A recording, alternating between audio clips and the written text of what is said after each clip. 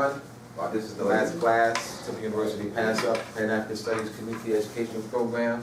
You got to move that camera for me, huh? All right. I'll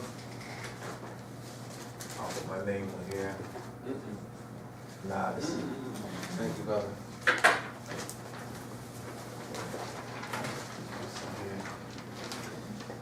Etymology, you gotta. This is.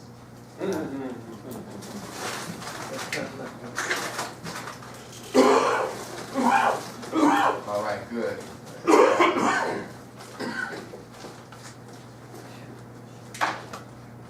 right, now this one around. Telephone number again.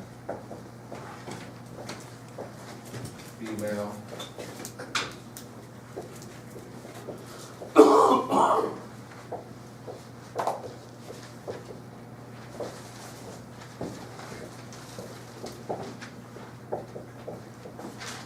.com.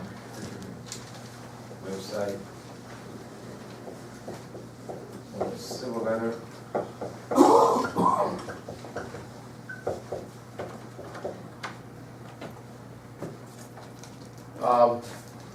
Yes. Thanksgiving. Now there are Orion's belt. Question is, what is Thanksgiving? And why is Thanksgiving the fourth Thursday of November? Now, the celebration of Thanksgiving was actually celebrated in October. It was during Lincoln's administration when the change was made from October to November, the actual celebration of the harvest. But now the question is, why the fourth Thursday of November? Was that arbitrarily done? Was it the eeny, meeny, miny, mo, catch it? How was the decision made to celebrate Thanksgiving on the fourth Thursday of November? Why the fourth Thursday of November? All right. Well, why Thursday? Why Thursday? Why Thursday? Probably in the harvest. All right. Thor. Now, I came across this recently, maybe about a week ago. That Thor is they actually derived from this over here. This is Old Norse. Thursday, Thor's Day, Old Norse. All right. Why November? Now what occurred on, so during that time, it's, the sun is in Sagittarius. The sun is in Sagittarius. During the time of the Thanksgiving Day, the sun is in Sagittarius. Now what occurs around November 22nd, you have what's called the rising of Orion. The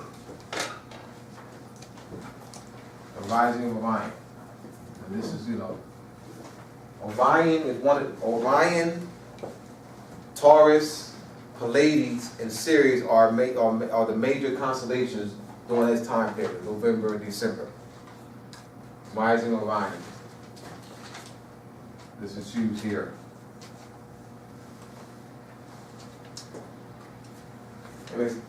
It leads right into where Sirius begins. Sirius, we have the Christmas tree, axis, this is the world's axis. Yeah, the moon dot. All right, world's axis, and this is a symbol throughout the world. What the Europeans have done was co-opted it. They co-opted the celebration and put their face on it. So you have these so-called Afrocentric folks, which I was one of them, I was a so-called Afrocentric person.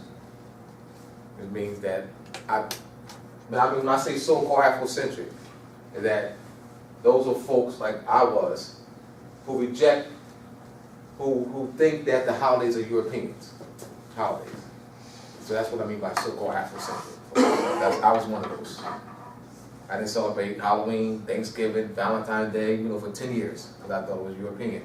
Now, Barry Shingle, and I love Brother Barry Shingle, since transition. Barry Shingle has a 2-volume book called European Holidays, African People Mental Genocide. What is the mental genocide is his title. The title, Barry Shingle's title, creates the mental genocide. The title creates a disconnect because he's saying European holidays. All right?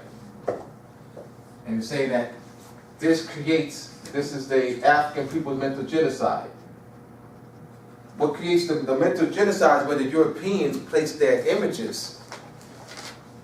What they did is they took the holidays and they placed their images on it.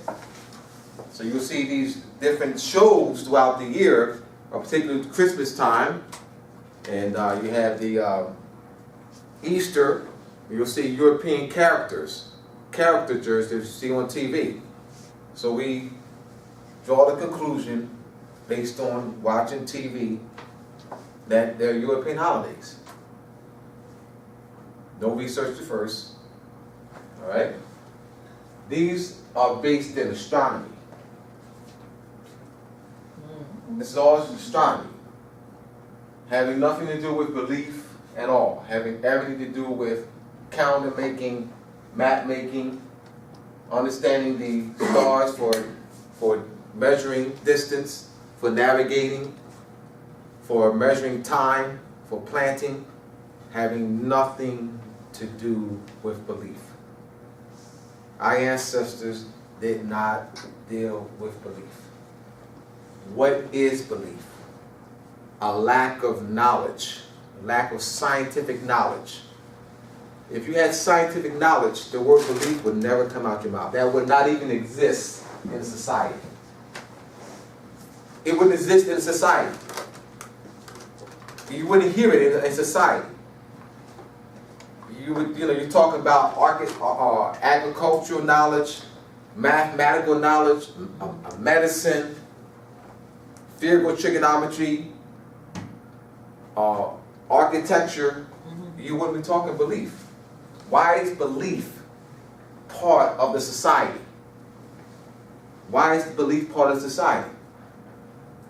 Because the knowledge of science, medicine, astronomy, calculus, chemistry has been taken from our communities. So that knowledge has been taken, what are you left with? Speculation, all right? No knowledge of mathematics and measurements. So it results to belief. But belief is not part of our culture. If you say belief in African culture, that doesn't go together. That doesn't go together. We don't have a belief. We don't need a belief system. We didn't have a belief system. We had a knowledge system. This is a knowledge system. This is not a belief system. A knowledge of how the universe operates. The knowledge of the mathematics of the universe, of measurement, timekeeping. So if you talk about African civilization and culture, it's a knowledge system, not a belief system. All right, continue right along.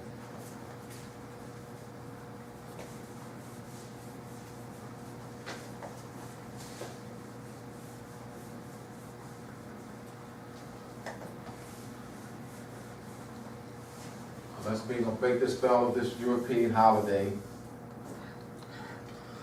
Now, this day here, December 21st, is the death of Jesus. Jesus dies on this day. every year, Jesus dies on December 21st. You say, well, how can Jesus die over and over and over and over again, year after year after year? Because it's astronomical. It's called the winter solstice. Oh, okay. The name Jesus, I-E, I-O, I-U, I-A. Egyptian, Phoenician, Chaldean,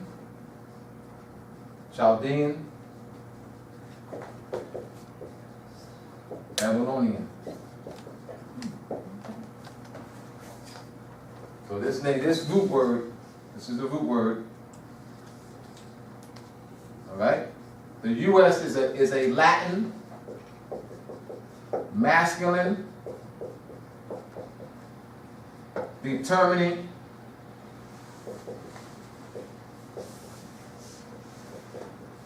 ending.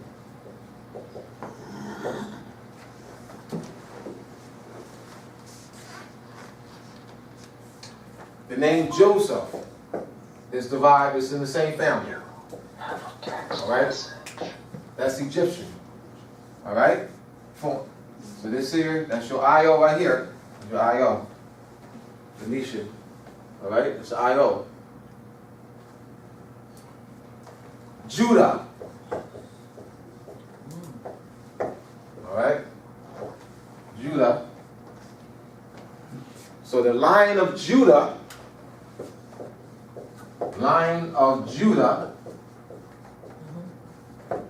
Sun in Leo. It's astronomy. And the reason why the line is different, particularly in England, where the line is used in coat of arms. The lion is emphasized. Why the lion? You have the Anuaketa, they call the Sphinx in Greek.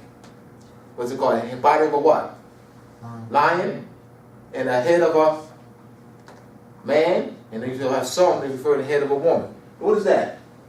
Now, in masonry, you have the point within the circle. You also have your two pillars. The two pillars of Boaz and Jachin. All right? That's your sun. This is your moon. This is denotes your winter solstice, summer solstice. These solstitial points are very important. Very important for measurement and timekeeping. I'm going to get back to this because you got to understand the solstitial points. St. John's Day, St. John the Baptist Day, is the biggest celebration of all of Masonry throughout the world. That is the #1 celebration, the biggest worldwide in all of Masonry. St. John's Day, the Baptist. St. John's Day is celebrated on June 24th. June 24th in the Northern Hemisphere. June 21st on 22nd is your summer solstice.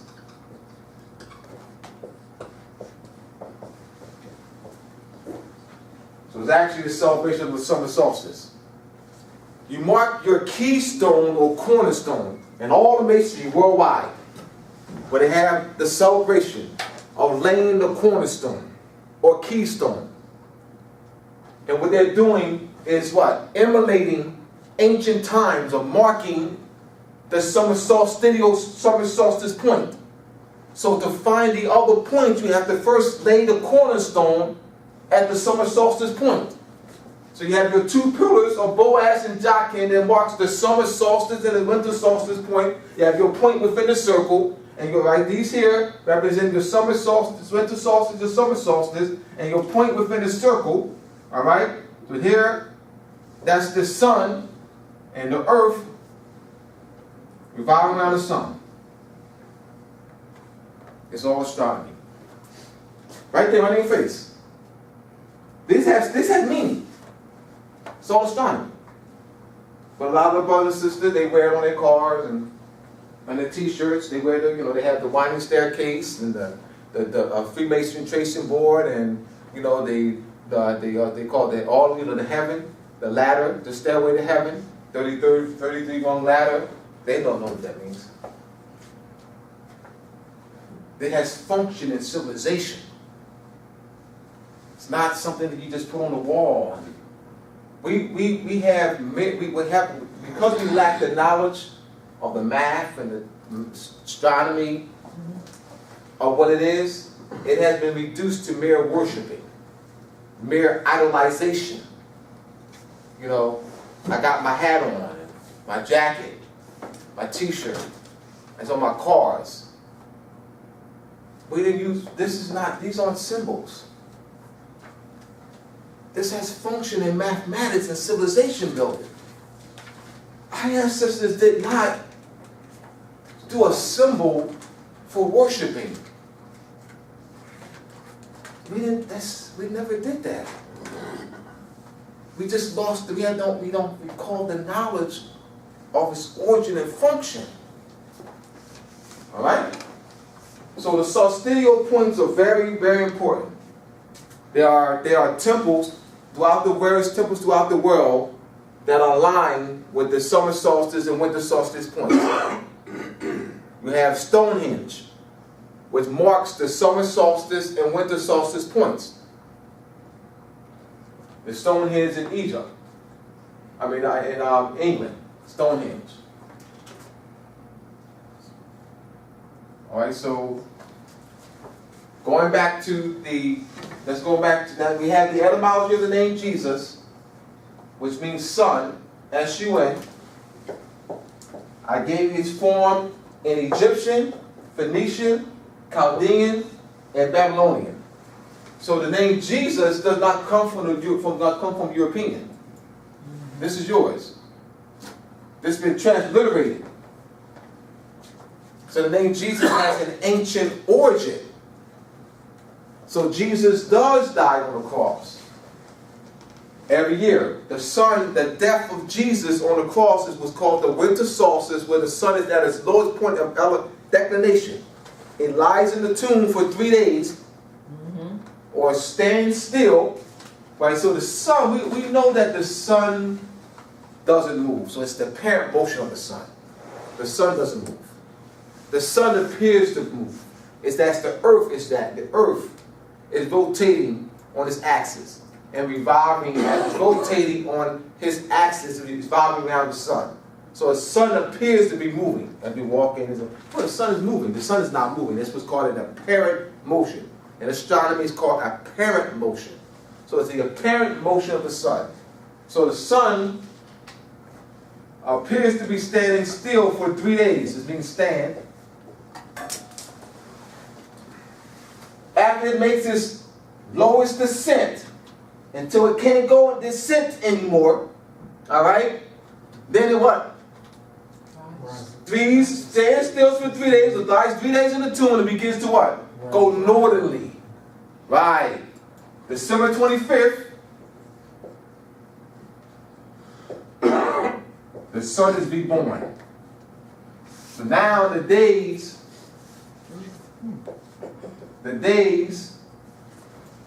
begin to get longer. 1 minute, a week later, 2 minutes, 3 weeks later, you begin to see the time period as sun begins to rise. All right, earlier and earlier. So we begin to see that. That is the story of the death and resurrection of Jesus. The European co-opted it. They co-opted this story. All right. This story is worldwide. Mithra, Zoroaster, Krishna, Dionysus, Attis, Adonis, Hercules, same story. Same story. Zoroaster, same story. Same story. So this, my religion is better than yours. I don't like you and gotta come to mine. What's the problem? It's all the same thing. What's this fighting and hate? I hate her because she's not part of my religion. What's that? Hate. Fighting. It's the same thing. The Europeans co-opted it. So this European holiday, I don't know those European holidays. Someone asked me 2 weeks ago, this was actually 3 weeks ago. We was at the class in Philadelphia, here, class over at the York House. Young brother, 16 years old. It's a very good question. He says, actually made a statement. He made a statement. He said, they only teach European history in the schools. And I said to him, that's not true. European history is not taught here in this school. I'm going to explain. I'm explaining. European history is not taught in the schools. Well, yes it is, Abdullah. They got these textbooks as European. All right. I'm explaining what I mean. In order for European history to be taught, your history has to be taught. Meaning that the Europeans don't exist outside of you. There's no European activity outside of you. There's no commercial trade. There's no interchange in commerce. There's no building. You know, the Moorish Empire and the history of the Moorish Empire in Europe by S.P. Scott. The history of the